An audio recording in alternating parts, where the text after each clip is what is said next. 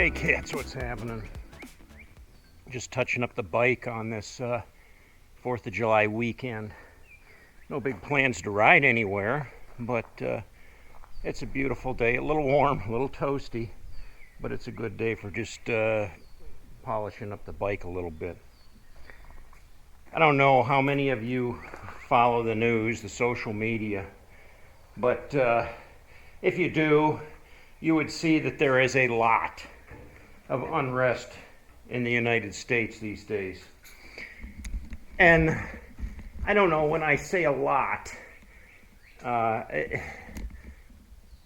that's kind of, it could be a little deceiving, because those that are causing most of the issues here seem to be maybe a smaller faction, but they're being pushed into the foreground through social media, so everything is sensationalized, and and it's made to look like a lot more than perhaps it usually is. But nonetheless, there's still some uprisings, some issues going on, some terrible things going on. Just recently, there was a story that went out about Seattle. Now, Seattle, Washington is really having some issues with the anti-fascists just destroying everything. And they've done this in other cities across the country too, Minneapolis, and I don't know, they're all over the place, but they have literally destroyed people's businesses, burned down buildings,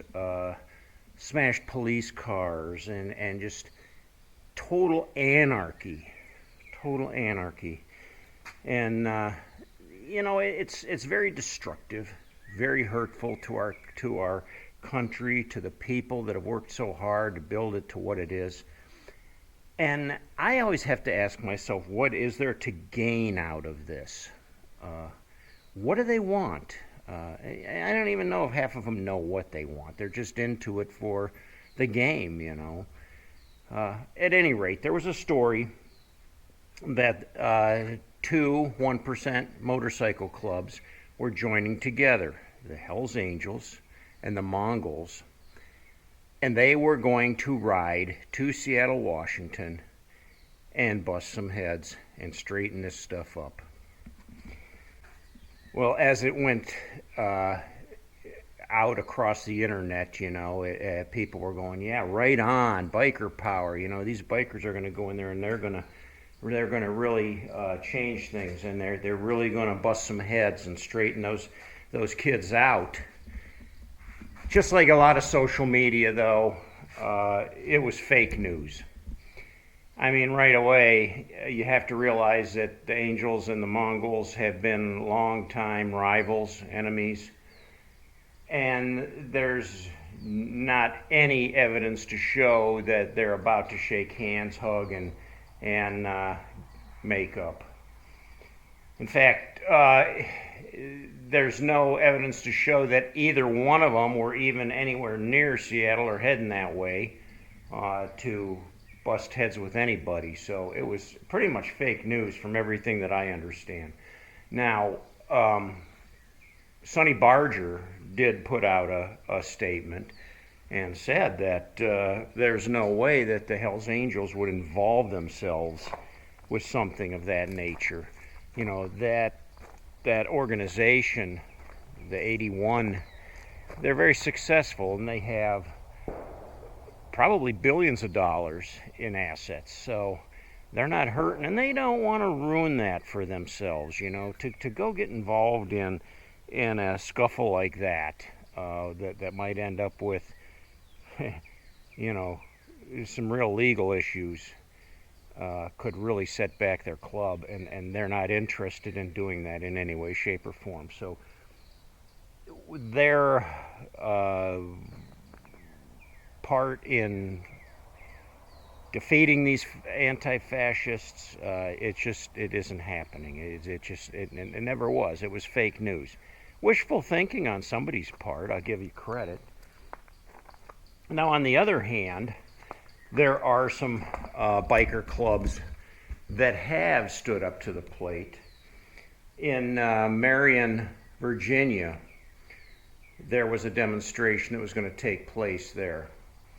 And I'm not going to say what faction it was that was demonstrating, but the people in the community were very concerned about protecting their city, protecting their history, their monuments and the things that they had there, and they didn't want this demonstration to turn sour and have these punks come in there and destroy everything. So hundreds of bikers got together and they all rode into Marion and they lined up there in front of the courthouse, not far from where the demonstration was going to happen.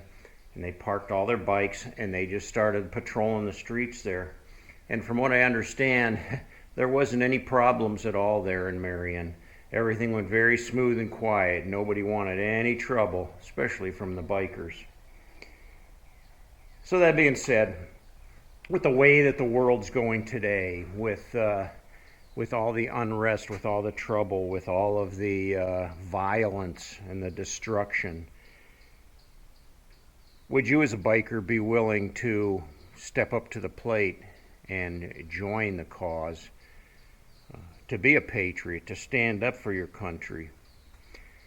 And I'm just putting a question out there. I'm not rallying troops or anything like that, but this question's come to my mind. Would I, if I heard that there was going to be, these anti-fascists coming to our community to, with the threat of destruction, of ruining everything that we have here, that we spend our lives building and that we take pride in, would I be willing as a biker to join other bikers to go together and stand up for what we believe to be patriots for our country? In a situation like that, I think more than likely I probably would. I'm not sure that I would stand on the front lines, but I would probably back up my brothers that were doing that. But then there's other things to consider too. Would there be violence? Would I be taking a risk of being injured myself, or perhaps even being killed? Tear gas, rubber bullets, police force. You're presenting yourself with all of those issues, and it could even amount to jail time or prison time to stand up for what you believe. That's how crazy this world is becoming. And it's just really, really sad. Really, really sad. But I don't know. I think bikers are a tight-knit group that really, a lot of them are patriots. A lot of them are veterans that have served our country in war. And they take a lot of pride in our country. They want to support our country any way they can, and I feel that way too.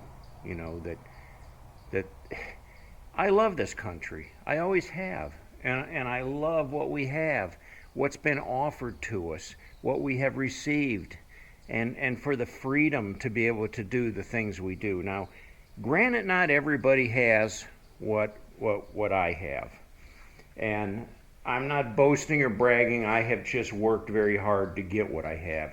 And most people that have anything like that have worked their tails off for it. You don't get anything by, not being employed, not working, not educating yourself, and just kind of being a waste of life. Of course you're not going to have anything. And nothing should be handed to you in that regard. Just like me and you and the rest of us, we have worked our tails off for what we have. We've earned it. And if you didn't earn it, you don't deserve it. So, the way I see these anti-fascists is like a bunch of little crying babies going out there pounding their fists. Wah, wah, wah, we don't like it, we don't like it. Well, maybe you could turn things around if you would stop your whining and fussing, get a job like the rest of us, earn your take, or earn your living, build up a future for yourself, make something of yourself, and be proud of it and take pride in that. And then everybody would get along and be happy. we could all buy a brand new motorcycle and go out riding together. How about that? I don't know. It's hard to tell where this is going. It could completely go south on us, and some people are actually thinking that, that this is the end. And not so much the end of times biblically, but it could be the downfall of our great nation. All through the history, Rome fell, and the great nation of the USSR, Russia, collapsed, and many, many, many nations have crumbled and fallen to the wayside. And I'm sure the day will come that each one of us will see the same thing happen. Maybe not in our lifetime, but it will happen. So yeah, it's a sad note, and I just hope things turn around. I pray for peace. I pray for our country. I pray for our leadership, and I just pray the best for all of us. Until next time, guys, ride hard and die free.